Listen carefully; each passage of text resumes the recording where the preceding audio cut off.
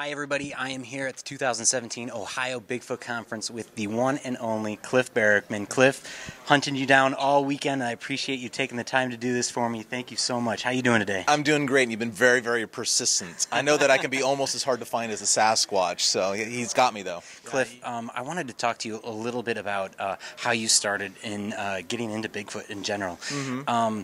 You were a former teacher. Yes. My wife was a former teacher. You guys have a lot in common. It's hard doing that. How did you go from being a teacher to teaching big kids about Sasquatch? Well, really, the first year or two of me being on the TV show was a little difficult because I was a full-time classroom teacher. So when we shot the pilot, for example, I think we shot that like at the very end of school when summer started. So I had to get my classroom cleaned up and get out and go film this thing. But then so the pilot was rather successful. The network bought the show. We had 6 episodes for first season, but that was going to be in February, if I remember. In February or March. I'd have to go back and check my notes. But nonetheless, I had to miss like 6 or 7 weeks of school. So that actually was quite difficult. I got a long-term sub. My students were very understanding, but also really excited for me and thrilled that their teacher had this opportunity as well. Because when you're a teacher, and you know this from your wife, of course, when you're a teacher, you're basically the matriarch or patriarch of a 30 unit tribe. You know, you're like a family unit, you know, so what happens to one affects everybody, and something good or bad happens, everybody participates in that celebration or remorse. At what point did you come to a realization that there is something out there? There's more to it than just...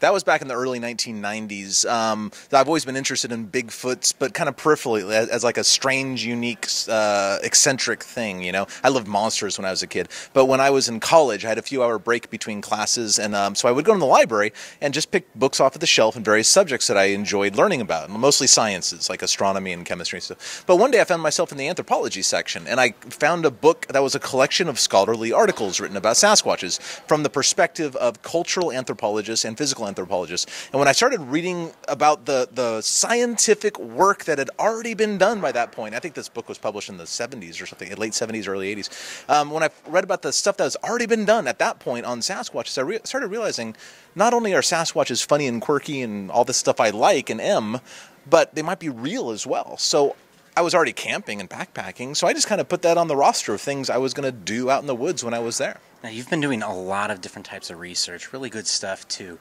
Coming from an academic background and then coming forth with this research, that had to have been kind of a hard thing to be like, hey, I believe that there is a Bigfoot out there. How did you handle that? I just don't care what other people think, I mean, honestly, because the facts are the facts. I've always, like I said, I've always been eccentric. I've always been the outsider. I've always, I remember in high school, I would get notes from my writing teacher and stuff saying that, like, Cliff, you definitely are marching to the beat of your own drummer. I've always been the outlier, you know, so the fact that I was into Bigfoots and other people didn't know anything about them, it wasn't actually that unusual for me to be into something really cool, and they weren't, because I've always been that way. Like, I'm into something cool and you're not. And it's a little arrogant and weird and stuff like that, but like Bigfoots are cool. I mean, you can't argue that. As a teacher, you've probably heard of something called an elevator speech. You got 30 seconds, you're locked in an elevator to basically sell yourself to somebody in there. If you're locked in that elevator with a skeptic or somebody that's just open-minded, what are your 30 seconds going to be filled with just to say, you know what, open your mind, there is something out there. What are your main speaking points? Well, first of all, I don't try to convince skeptics. Okay. It just doesn't seem worth my time, honestly, because it's a matter of education. And skeptics don't like to hear that they're uneducated on a subject. They think they know more than me, for example. They think they know more about Bigfoots than I do because I know they're real, and they don't, and they know they're not. So why would I bother arguing with somebody? It's like arguing that the earth is flat. It's like a waste of time. I don't even engage. If they ask me questions, I'll be happy to answer them. But as far as convincing somebody, I could care less. Absolutely. What would your advice be to new people getting into the hobby or becoming new researchers just with open minds wanting to get out there and find something? What's your advice to them? It's really, I suppose, twofold. Number one, and most importantly, educate yourself. Read books. Don't educate yourself by watching YouTube videos and that sort of thing. There's a lot of junk and nonsense and hoaxers and liars and weirdos and people who are probably telling the truth but are just dead wrong out there on YouTube, okay? Read books by people with qualifications, either experience, like John Green, for example. He's a newspaper guy. He didn't have scientific academic qualifications, but he was a newspaper guy, so he had experience on his side. You know, Dr. Meldrum is a good example. He has the academics on his side. You know, he knows what he's talking about as far as anatomy. So read books. Educate yourself on the subject. Number two, enjoy it. And that's probably the most important thing of all, because anybody can Bigfoot, whether you like to read books or not. Anybody can go Bigfooting, because Bigfooting is basically camping with a purpose.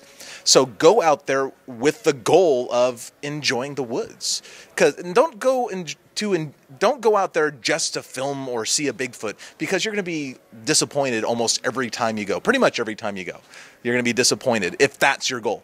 But if you go to the woods because you like the woods and you like to camp, or you like the people you're going camping with, and maybe Bigfoots will be there, you'll be stoked every single time because you'll be successful. People that might have had an encounter or an experience that might be a little bashful or reluctant to come forth because they're afraid of ridicule or whatnot, what would you say to them, and how do they come forward if they have a story to tell?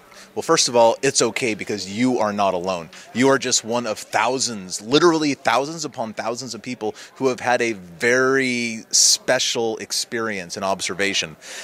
Your observations might be useful if you've seen one of these things. So I would encourage you to share. There's plenty of groups out there. Like I've got a website. You're more than welcome to report it to me, cliffbarackman.com, and I guarantee you I will never share your name with anybody unless I have permission to, basically. You know, if you want to speak to an investigator of mine, you are welcome to do so. But they have instructions to never publish a name. So you don't have to come out and be in the public eye about a sighting anymore, as far as I'm concerned. If there's a name attached in my files, good, I get to speak to that person or whatever. But the public will never, ever know.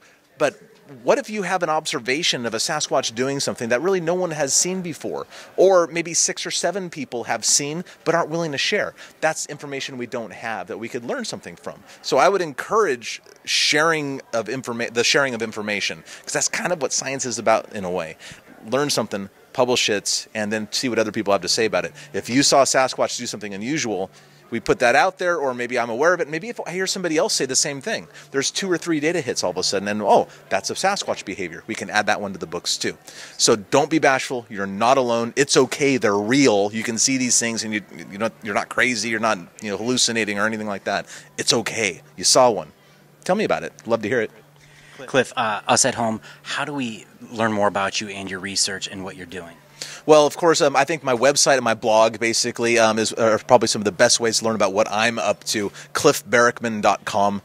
Just look up Cliff Bigfoot on Google and it'll go right to my site, guaranteed. I've got Facebook, I've got Twitter, I've got all that junk too. So if you're interested in what I'm up to or what I'm interested in, check out any of my social media sites, check out my websites, email me. It goes right to me and no one else. So be patient for a reply.